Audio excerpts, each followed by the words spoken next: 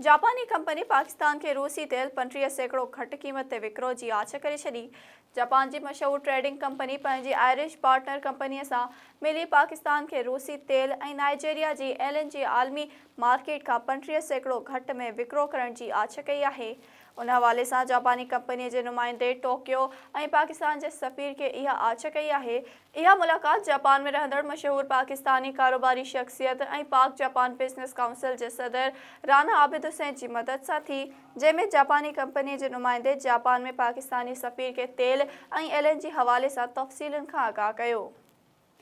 जापानी नुमाइंदे ॿुधायो त असांजी जापानी कंपनी ऐं आयरलैंड जी भाईवार कंपनी वटि रूसी तेल ऐं नाइजीरिया जी LNG विकिरो करण जो लाइसेंस आहे ऐं जेकॾहिं पाकिस्तान जी हुकूमत तेल ऐं गैस जी ख़रीदारीअ में दिलचस्पी रखे थी त जापानी कंपनी आलमी मार्केट खां 34 सैकड़ो घटि में इहे ॿई शयूं पाकिस्तान खे विकिरो करे सघनि थियूं। उन मौक़े ते पाकिस्तानी सफ़ीर रज़ा बशीर तारड़ चयो त पाकिस्तान आलमी कानून जे पासदारी कंदे